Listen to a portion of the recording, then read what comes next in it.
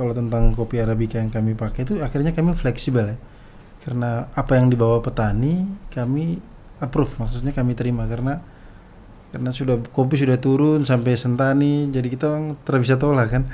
Jadi kalau bukan kita yang support, saya pikir tidak ada pilihan. Jadi bahwa kami pun dilema seperti itu. Kondisi yang kami alami sekarang tuh jadi fleksibel. Arabica yang ada di meja bar kami itu fleksibel. Yang utama bahwa kami support kopi Papua. Jadi di meja bar kami itu yang ada hanya kopi dari Papua, baik Arabica maupun Robusta.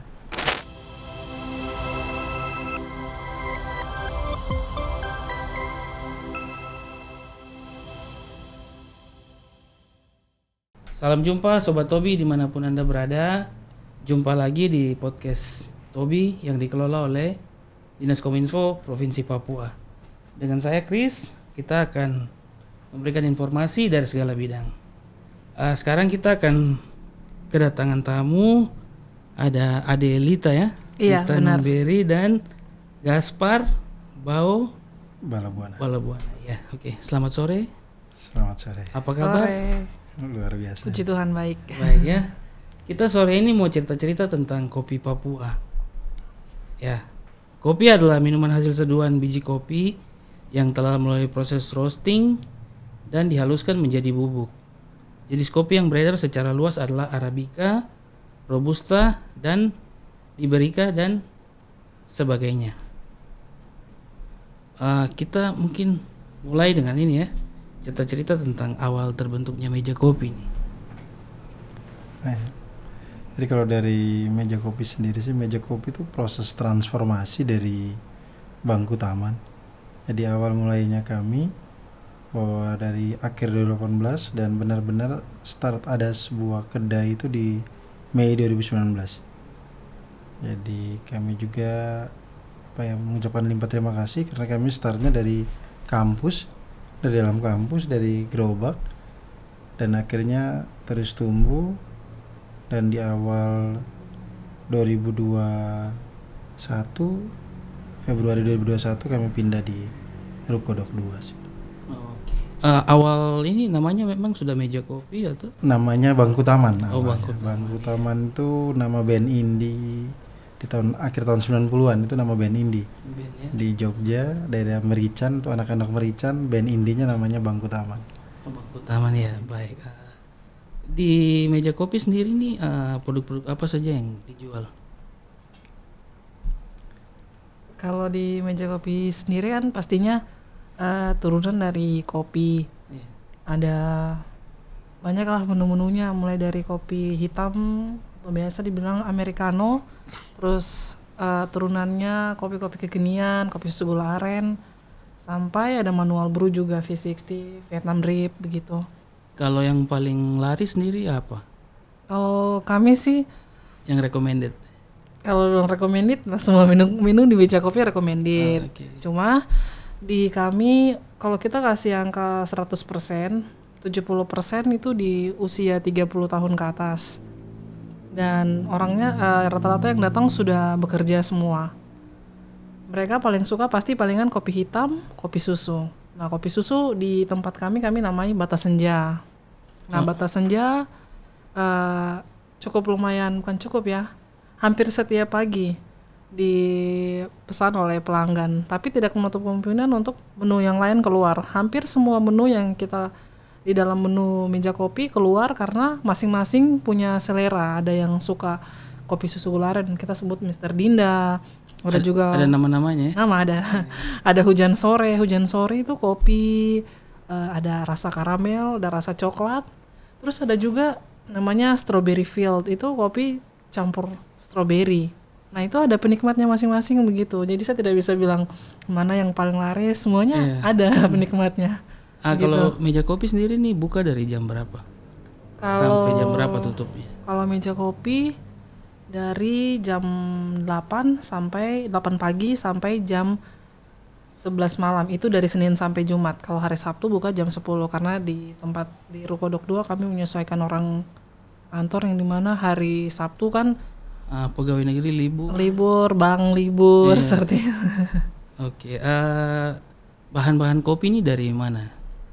Kalau kopi sendiri kami bawa dari Pegunungan Bintang, terus itu ada Sabin, ada Maksum, terus ada dari Peneli, distrik-distrik ya. Terus ada juga dari Wamena, terus ada juga dari Tiom, dari Kepulauan Yapen ada juga Robusta Ambaidiro. Dari situ juga. Jadi semua kopi ini dari Papua. Papua. Tidak ada dari luar. Sementara belum ada. Ya. Oke, harga produknya nih kisaran berapa?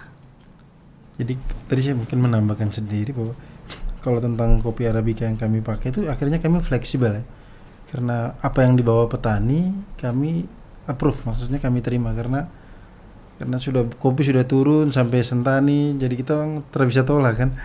Jadi kalau bukan kita yang support, saya pikir tidak ada pilihan. Jadi bahwa kami pun dilema seperti itu. Kondisi yang kami alami sekarang tuh jadi fleksibel. Arabica yang ada di meja bar kami itu fleksibel. Yang utama bahwa kami support kopi Papua. Jadi di meja bar kami itu yang ada hanya kopi dari Papua, baik Arabica maupun Robusta.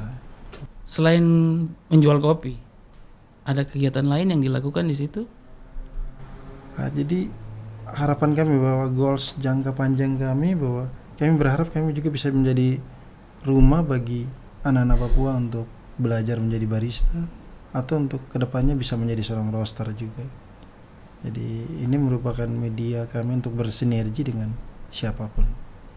Jadi berarti sering bikin kumpul anak-anak Papua untuk belajar ini ya? Beberapa kali kegiatan kami adakan itu dan kami juga kayak bikin personal training.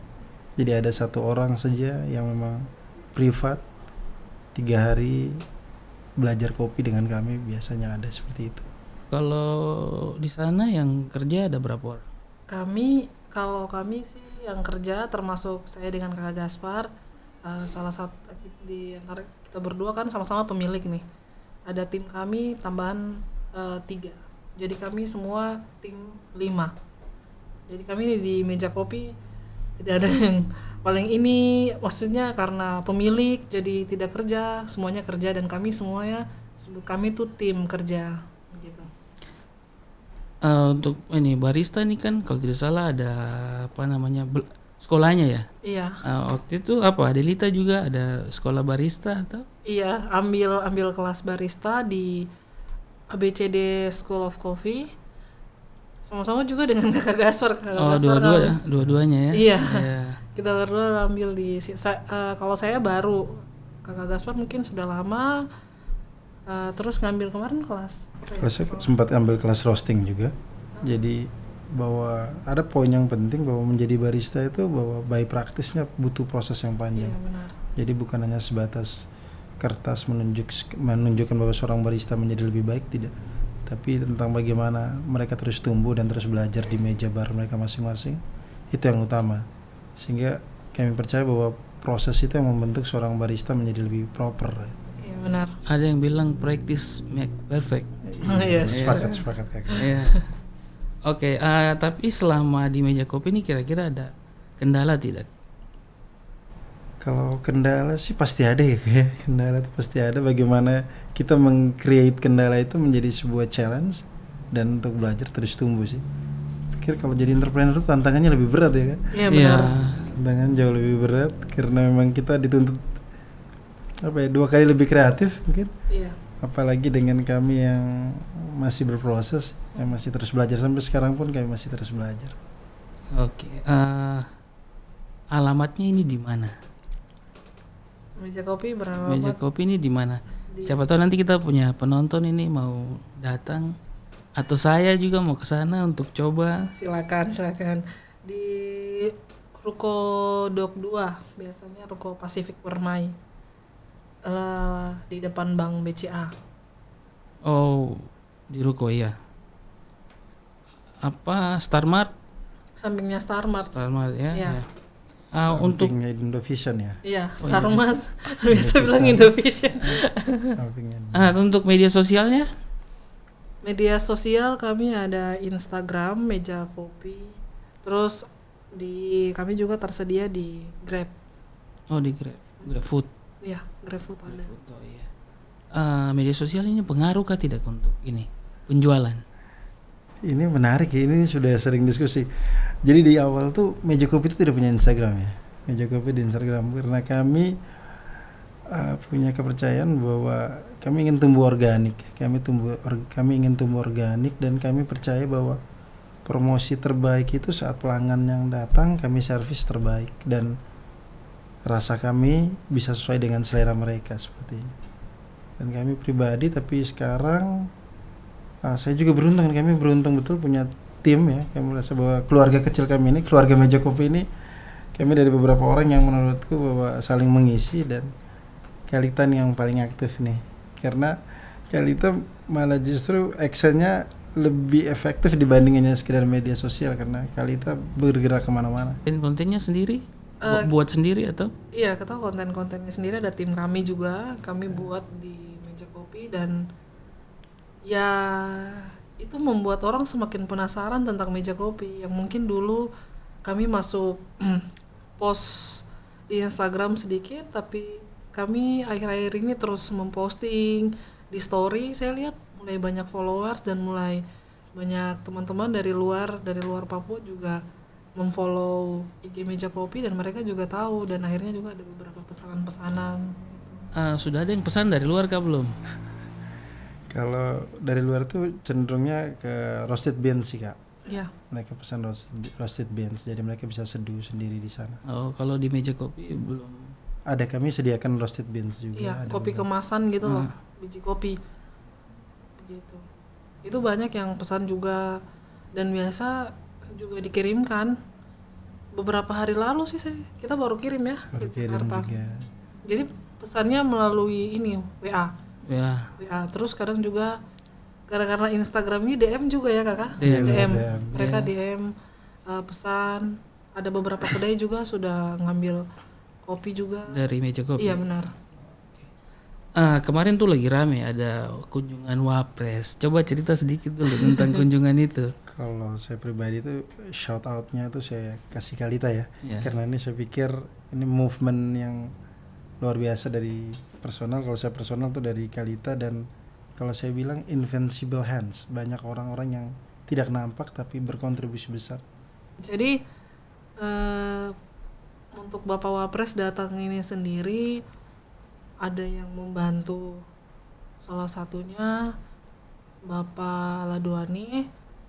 Waktu itu Bapak jadi Kadis Disbrendakop. Bapak mungkin diskusi dengan Bapak Felix mengenai perkembangan kopi dan akhirnya mereka diskusi dan ternyata Bapak Wapres datang ke sini, datang ke Papua dan agendanya juga untuk ingin datang ke salah satu kedai yang punya harus anak-anak Papua begitu. Dan Meja Kopi ya kebetulan kami berkolaborasi dan saya juga salah satunya anak Papua dan mungkin tempatnya juga pas posisinya strategis dan mungkin dari tim Set Wapres juga kan berkeliling ya. Mereka lihat bagaimana kedai kami ini sebenarnya berproses. Paling sebelum mereka menentukan kedai ini yang terpilih, pastinya mereka sudah ada tim yang survei ya. Ya, tidak tahu tuh mereka surveinya bagaimana dan bagaimana. Tapi saya yakin bahwa Meja Kopi punya banyak cerita. Istilahnya kami tuh banyak hal-hal yang kami lakukan untuk terus kami bertumbuh di posisi yang sekarang dan kami apa ya dibilang ya kakak ya, bertumbuhnya gimana sih? Kalau kami memang percaya bahwa kami tumbuhnya organik nih. Iya. Saya percaya organik bahwa kenapa itu menjadi penting, makanya kami pun hati-hati mempromosikan lewat media sosial itu. Ada apa ya, kami coba memprotek diri kami sendiri. Ada kecemasan itu bahwa ada kecenderungan kita buka kedai itu hanya cuma 1 bulan rame. Iya. Jadi grafiknya terlalu tinggi, sudah itu kita tahan konsistensinya itu malah justru kita yang kewalahan. Susah ya. Susah. Jadi kami lebih cenderung perlahan tapi terus tumbuh gitu. Dan sampai sekarang ya banyak syukur, banyak orang-orang yang terus, banyak pelanggan kami, banyak, kalau kami bilang sih bahwa banyak keluarga Meja Kopi yang terus setia support Meja Kopi. Ya, jadi kemarin Pak Wapres sendiri minum kopi apa di sana? Bapak kemarin mungkin karena excited cerita ya. Jadi sebenarnya yang saya dengar ya, Yang saya dengar dari yang timnya yang datang, kemungkinan Bapak mungkin datang 10 menit. Tapi Bapak datang di situ yang teman-teman hitung 40 menit, cukup lumayan lama. Kemarin kami mau serve kopi juga, waktunya karena Bapak sudah excited dengan teman-teman dari saya dan dari teman-teman dari ada barista, ada pemilik coffee shop gitu, asli anak Papua. Kami Bapak mendengar bagaimana program-program kami, langkah-langkah kami yang kami sudah lakukan. Jadi Bapak cukup mendengar excited. Jadi yang lainnya yang minum kopi, Bapak sendiri Oh iya. akhirnya tidak minum kopi karena Iya, kalau Pak Wapres ini kan jadwalnya juga sudah diatur sama iya. protokol, jadi harus jam sekian harus bergerak. Iya, jadi sebenarnya di protokol tuh sudah kasih kode-kode untuk cepat. Cuma Bapak ini dengar kita punya cerita ya. Oh, Pak Wapres tertarik dengan Iya, cerita-ceritanya, ya. iya. Kita juga kemarin tungguin Pak Wapres itu, tapi jadwalnya bergeser karena hujan dan terakhir harapan ke depan untuk pengusaha-pengusaha kopi yang lain. Coba dari Adelita dulu, nanti baru ke. Kalau harapan saya untuk pengusaha kopi kita terus bertumbuh, terus juga banyak harapannya kami banyak belajar, dan kopi Papua ini bukan hanya di Papua saja terkenal, tapi bisa sampai ke seluruh dunia, Seluruh dunia, gitu. Dan harapannya anak-anak Papua terus mau gimana ya, sama-sama mau kembangkan kopi Papua ini biar dia bisa menjadi kopi yang kelasnya bukan kelas Indonesia tapi kelasnya sudah kelas dunia internasional. ya. Kalau dari Gaspar, Kalau saya pribadi bahwa yang utama bahwa kopi Papua harus menjadi tuan di tanahnya. Terus kalau untuk teman-teman yang sama-sama masih kita sama-sama berproses di industri ini, saya pikir apa yang telah kita mulai itu sudah langkah awal yang luar biasa. Jadi konsistensi dan terus menyeruput, saya pikir itu yang berarti dari harus saya pribadi. konsisten ya. Iya benar. Seperti tadi kalau bisa jangan terlalu nanjak tapi merangkak tapi Pelan-pelan. pasti ya. Pasti benar. Mungkin kita akhiri sampai di sini ya. Ya. Terima kasih Adelita dan Gaspar.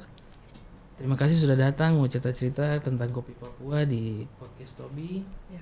Demikian edisi Dialog Podcast Tobi hari ini. Kita jumpa lagi di edisi menarik berikutnya. Papua Kreatif, Papua Informatif.